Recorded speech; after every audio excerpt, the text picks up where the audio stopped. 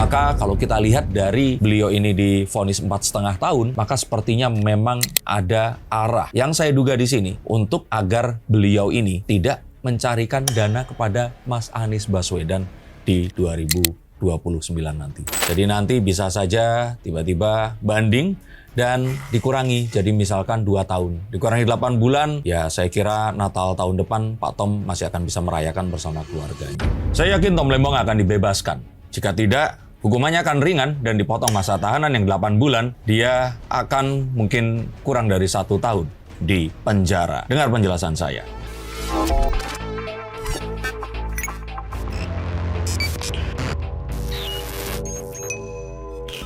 Halo Sensikers, kembali berjumpa bersama saya, Denny Darko. Tidak ada yang namanya misteri, yang ada adalah tanda-tanda yang kita semua coba untuk mengerti. Kriminalisasi atau politisasi? Saya bilang salah satu di antara keduanya. Ini pasti sedang terjadi. Yang mana menurut kalian? Ayo ikuti sampai selesai. Netizen beranggapan bahwasanya Tom Lembong ini tidak memiliki mens rea atau niat jahat dalam tindakannya dalam kasus dugaan korupsi impor gula kristal mentah. Tapi kalau kita bilang, di sini juga banyak orang yang beranggapan Tom Lembong ini korban kriminalisasi politik.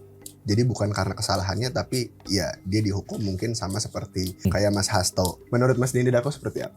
Untuk menjawab sebuah pertanyaan, kita harus tahu konteksnya ini apa. Dan untuk itu, kita harus melihat jauh ke belakang. Di luar bahwa Tom Lembong ini adalah seorang profesional, kita tahu bahwa saat dia kemarin itu menjabat kedudukan menjadi menteri, maka pasti akan ada perubahan dari profesional menjadi seorang politikus atau seseorang yang terus kemudian melakukan tindakan yang bisa diasosiasikan sebagai tindakan politik. Maka apapun yang akan terjadi dalam dinamika perpolitikan itu sesuatu yang menjadi resiko dari Tom Lembong ini, dan sepertinya dia mengetahui. Maka saya ingin katakan, nanti kita akan jelaskan lebih lanjut ke belakang, kalau Thomas dikasih Lembong ini, kalau dibilang kriminalisasi saya pikir tidak, karena memang ada hukum yang dilanggar. Tapi ini jelas politisasi karena ada mantan menteri perindustrian lain. Ini kok tidak diproses. Tapi mengapa Tom Lembong yang diproses? Seperti itu. Kita mulai dari poin politisasinya dulu ya.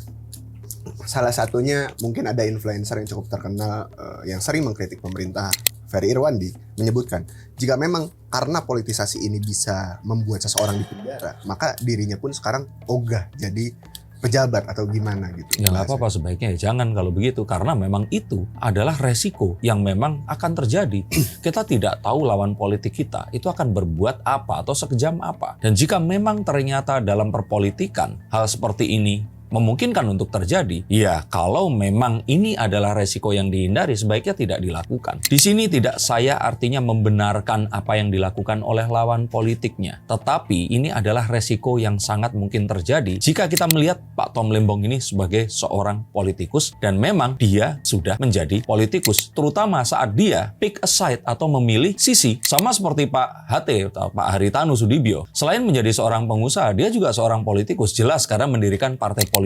Bahkan beliau itu kalau saya kira dalam 2 pemilu ke belakang, ini salah memilih, apa ya kalau kita bilangnya salah memilih pihak. Karena kemarin terakhir itu berpihak kepada PDIP ya kalau nggak salah. Nah sebelumnya lagi itu berpihaknya juga kepada yang kalah akhirnya. Mohon dikoreksi kalau saya keliru di sini. Yang artinya saat kita salah memilih pihak, maka pihak lawan ini pasti akan menyerang kita. Mohon maaf kalau saya pragmatis, tapi pada kenyataannya itulah yang terjadi, dan ini tidak hanya terjadi di Indonesia.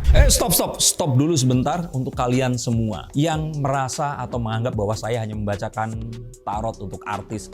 Kalian salah. Kalian pun berkesempatan untuk bertatap muka dengan saya atau menanyakan apapun yang kalian ingin tanyakan, dan biarkan kartu-kartu saya di sini mencoba untuk mencarikan alternatif jalan keluar dari pemecahan permasalahan yang terbaik untuk saat ini dan mendatang. Dan saya jamin ini semua akan private, hanya kalian dan saya yang akan mengetahuinya. Apapun permasalahannya. Karena saat sebuah masalah terjadi, sebenarnya sebuah solusi itu menanti. Dan siapa tahu solusi terbaik dari permasalahan kalian akan ketemu saat kalian ngobrol dengan saya, dan izinkan saya untuk membuka setiap kartunya kepada kalian. Hubungi segera nomor di bawah ini, dan pastikan nomor ini saja, dan izinkan saya untuk membantu memecahkan permasalahan apapun yang kalian alami. Semoga informasi ini bisa membantu kalian memecahkan permasalahan kalian. Oke, lanjut ke konten yang berikutnya. Yuk. Berarti secara garis besar kalau bisa dibilang seperti itu, sangat wajar jika terjadi politisasi dalam hukum di sebuah negara seperti kasus Pak Tom Lembong ini? Wajar atau tidak kata sifat yang akan sulit untuk diasosiasikan kepada satu objek kecuali kita memiliki perbandingan. Nah, kalau melihat di Indonesia, maka akan banyak hal yang harus dikorek atau harus dicari penjelasannya. Terutama hal-hal yang berkaitan politik di balik layar atau panggung belakang. Maka kita akan tahu setelah kita mencari tahu siapa Thomas Trikasi Lembong ini. Dia lulusan Harvard. Walaupun jurusannya adalah arsitektur dan perencanaan kota, tapi dia akhirnya bekerja menjadi seorang bankir. Ini tercatat dia itu memulai karir di divisi ekuitas Morgan Stanley di tahun 99 hingga tahun 2000. Lalu kemudian dia menjadi investment banker di Deutsche Securities, kalau nggak salah Deutsche Bank ya, Bank Jerman. Dan tahun 2000 hingga 2002 dia itu tergabung dalam BPPN yang bertugas merestrukturisasi dan merekapitulasi kerusakan perbankan yang ditimbulkan oleh krismon yang terjadi pada tahun 97-98. Mendirikan Kovat Management yang juga perusahaan ekuitas, dan maka kita harus tahu bahwa perusahaan ekuitas ini adalah perusahaan yang mengelola dana-dana yang didapatkan dari dana pribadi, dana pensiun atau dana abadi yang terus kemudian disalurkan kepada orang-orang yang membutuhkan pendanaan. Maka Pak Tom Lembong ini adalah seseorang yang tahu, bisa, dan memberikan juga nasihat kepada orang-orang yang memerlukan pendanaan. Maka kalau kita lihat dari beliau ini divonis 4,5 tahun, maka sepertinya memang ada arah yang saya duga di sini untuk agar beliau ini tidak mencarikan dana kepada Mas Anies Baswedan di 2029 nanti. Tapi apakah pada akhirnya kalau kita bilang 4,5 tahun vonisnya? Oh ya, kalau ditanya wajar atau enggak, kalau politikusnya di sini memang bertujuan seperti itu, ya ini adalah sebuah kewajaran, tapi saya tidak setuju. Tapi 4,5 tahun di sini memang sampai 2029 pada akhirnya. Cuman kan di Indonesia tetap akan ada remisi yang kemungkinan. Betul, tapi kan paling tidak dana ini dikumpulinya kan untuk 2028. 2029 dan pencoblosannya. Kampanye kan setahun sebelumnya. Dan mengumpulkan dana itu kan nggak kayak kita nelpon pinjam duit ke teman kita, boleh pinjam 100 ditransfer 2 jam lagi. Maka saya pikir dia ini memang memiliki sebuah kapabilitas untuk bisa mendukung pihak oposisi menyerang pihak yang berkuasa. Oke, tapi kalau kita berbicara tentang selain politisasi ya, netizen ini kan justru yang dibahas bahwasanya Pak Tom Lembong ini secara hukum harusnya tidak salah karena tidak memperkaya diri sendiri. Oh, kalau yang tidak memperkaya diri sendiri itu kesalahan netizen kalau mereka berpikir seperti itu. Karena Pak Mahfud MD sudah sampaikan bahwa tidak usah memperkaya diri sendiri. Itu masih bisa dikenakan. Pasal misalkan pencucian uang atau memperkaya orang lain, dan orang lain ini memberikan gratifikasi melalui cara yang berbeda lagi. Kalau kita berbicara secara hukum lagi, cuman nggak hanya Pak Tom Lembong ini yang mengimpor gula pada masa jabatannya sebagai Nah, Menteri kalau yang ini Perdagangan. nggak perlu kartu. Ini sama kalau kita ditilang di jalanan. Terus kemudian, Pak, itu ada yang nggak pakai helm juga, Pak. Terus dia berlalu seperti itu. Ya, bisa saja penegak hukum akan bilang, ini diproses setelah Pak Tom Lembong. Atau mereka akan bilang, ya kami akan jajaki, tapi ya apa yang terjadi itu bukan hak kita untuk mempertanyakan dan terus kemudian meminta mereka. Karena tetap mereka akan memiliki satu pertimbangan tersendiri. Tapi kalau dari kacamatanya Mas Den sendiri, selain memang adanya unsur politisasi, Pak Tom Lembong ini juga memang ada pasal-pasal yang dilanggar. Ada. Pak Mahfud MD mengatakan bahwa yang salah ini vonisnya. Tapi beliau tidak memberikan sebuah protes saat Pak Tom Lembong ini diperkarakan secara hukum. Jadi memang apa yang dilanggar ini memang ada. Tapi Pak Mahfud MD merevisi dengan mengatakan bahwa tapi itu kan bisa saja dia diinstruksikan oleh orang lain. Kalau diinstruksikan oleh orang lain, Pak Tom Lembong juga beberapa waktu lalu, bukan beberapa waktu ya, seringkali juga bilangnya memang ada sinyal. Maksudnya sinyal Betul. untuk mengimpor gula. Betul. Tapi kan kembali lagi dia bisa menolak. Mengapa dia tetap melakukan? Maka saya mengikuti apa yang disampaikan Pak Mahfud di mana beliau tidak mempermasalahkan trialnya. Beliau mempermasalahkan vonisnya. Mengapa ini pidana? Dan dikatakan tidak ada mens rea, actus reus. Yang artinya kejahatan ini itu tidak bisa dibuktikan secara runutan logis. Berarti ini juga kalau kita bilang selain memang melanggar hukum, vonisnya pun ada, maksudnya dalam tanda kutip, mengarahkan juga ya titipan. Saya pikir ya kita masih akan sulit ya untuk melihat ke depan dan kita merevisi semuanya di Indonesia ini. Saya pikir hal seperti ini mungkin hanya akan bisa selesai dalam 5 atau 10 tahun ke depan, mungkin setelah Pak Prabowo ini menjabat dalam 2 presidensialnya ini tadi. Tapi kita akan tahu hal seperti ini memang masih ada. Politisasi untuk menghalangi lawan politik ini sesuatu yang dianggap sebagai sebuah langkah yang perlu dilakukan untuk menjaga sebuah keamanan yang dianggap lebih penting dibandingkan apapun itu. kalaupun dibilangnya Pak Tom Lembong ini ada perintah dari atas, berarti Pak Jokowi bisa saja terlibat dalam kasus ini dong harusnya. Ya bisa saja, tapi kan kembali lagi, apakah bisa dibuktikan? Apakah akan ada sebuah bukti? Jika iya, silakan diproses. Tapi kalau ternyata memang ada seseorang yang memang ingin agar ini tidak terlihat atau ini secara tidak resmi ini disampaikan, ya tentu saja dari awal ini memang sudah didesain untuk tidak akan ada bukti di sana. Yang saya ingin sampaikan di sini adalah saat seorang politikus itu melakukan kegiatannya, maka kita akan sulit untuk mengatakan ini benar atau salah secara 100%. Karena pasti ada sebuah pemilihan pihak atau picking a side. Pasti ada sebuah upaya untuk memberikan dukungan dan juga ada upaya menghalangi. Maka saat seseorang menjadi politikus, kita tidak bisa terus menganggap orang ini 100% akan bersih. Silakan artikan sendiri. Dalam konten terbarunya, Mas Panji Pragiwaksono juga dalam video yang berjudul Limbungnya Tom Lembong, beliau menegaskan bahwasanya apapun yang dilakukan Pak Tom Lembong ini pada masa jabatannya sebagai Menteri Perdagangan Mendak ya bener ya,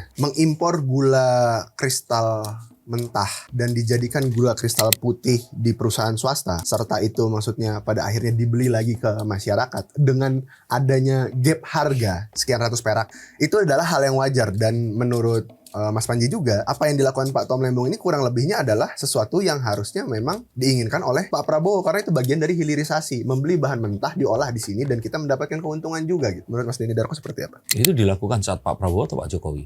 Pak Jokowi. Kan nggak masuk akal jadinya. Dan kalaupun ternyata iya, ini melanggar peraturan atau tidak, karena tercatat di sini Pak Tom Lembong itu dituduh untuk dia tidak melakukan rapat koordinasi dengan anggota kementerian yang lain, dan dia ini itu melakukan memberikan tender kepada perusahaan ini tanpa rekomendasi. Intinya di sini adalah tetap beliau ini ada pelanggaran peraturan yang dilakukan. Dan nggak penting Panji ini menilai apa, karena itu saja akan dijadikan sebuah catatan saat politikus ini nanti macam-macam. Ini akan dinaikkan. Saya pragmatis saja. Bahkan saya katakan tidak ada satu pemerintahan yang akan bersih 100%. Maka saya ingin katakan, Pak Jokowi apakah bersih? Ya saya menduga akan sulit untuk mengatakan 100% seseorang ini bersih. Begitu pula dengan Pak Tom Lembong. Tapi pada akhirnya, memang pada akhirnya Pak Tom Lembong ini adalah korban dari politisasi, atau mungkin dari politisasi menuju kriminalisasi. Saya nggak tahu bahasa gimana. Harusnya politisasi, karena kalau kriminalisasi itu tidak ada pelanggaran hukum, lalu karang pelanggarannya, dan orang ini menjadi kriminal. Oke. Nah ini, Pak Tom itu dianggap melakukan pelanggaran hukum. Tetapi ada dalil yang bisa meringankan beliau ini seharusnya. Tapi Pak Mahfud MD mengatakan salah vonis, harusnya bukan pidana, dan dia ini harusnya tidak dijatuhi hukuman atas kesalahan yang dituduhkan karena tidak ada mens rea, tidak ada actus reus itu tadi. Tapi pada akhirnya apakah dengan, kalau memang kita boleh berasumsi atau mungkin kita boleh berandai-andai tujuannya untuk menghalangi Pak Anies Baswedan di 2029, akankah cara ini menjadi cara yang paling efektif dan di 2029 nantinya Pak Anies akan mungkin mengalami masalah kekurangan dana or something yang lain saat dia mendaftarkan atau mungkin mencalonkan diri lagi menjadi presiden? Iya. Karena apa? Satu, Pak Tom ini akan menjadi contoh. Sehingga siapapun yang didatangi Mas Anies pasti akan menolak karena tidak mau ditom lembongkan. Yang kedua, saya pikir saat ini sedang ada negosiasi untuk bisa meringankan jika Tom Lembong memang mengurungkan niat tersebut. Jadi nanti bisa saja tiba-tiba banding dan dikurangi, jadi misalkan 2 tahun. Dikurangi 8 bulan, ya saya kira Natal tahun depan Pak Tom masih akan bisa merayakan bersama keluarganya. Dan ini semua dugaan saya. Dan apakah ini kejam atau tidak? Saya pikir perpolitikan dimanapun itu menghadapi sebuah resiko yang kita mungkin nggak bisa bayangkan. Dan saya pikir ini adalah sesuatu yang mungkin akan dihadapi oleh Pak Tom. Maka saya ingin katakan bisa saja kalau ternyata nanti pilihannya, ini bayangan dan dugaan saya, Pak Tom di sini itu memilih untuk tidak membantu, mungkin 2 tahun. Kalau ternyata memilih untuk malah memihak kembali kepada kekuatan yang terbesar, saya pikir bisa saja misalkan ya sudahlah, bisa saja ditemukan satu bukti baru dan terus kemudian ini semua akan dibebaskan. Maka saya katakan kemungkinannya masih sangat akan dinamis. Dan apapun itu, saya mohon kalian semua tidak memandang dan melihat ini sebagai sebuah hal yang hitam atau putih. Saat seseorang menjadi seorang politikus, maka hal-hal seperti ini itu niscaya pasti akan terjadi. Tapi apapun itu yang saya katakan adalah dugaan. Dan bisa saja dugaan saya keliru. Tapi menurut kalian dugaannya seperti apa? Saya di sini tidak mendukung apapun, tapi sangat menyayangkan. Jika ternyata benar bahwa ini adalah sebuah politisasi, maka seharusnya ada cara yang lain untuk menahan lawan politik agar tidak menghalangi tujuan kita. Ikuti terus konten saya. Silakan komentar di bawah sini dan sebarkan jika ini bermanfaat. Terima kasih, sampai jumpa dan salam.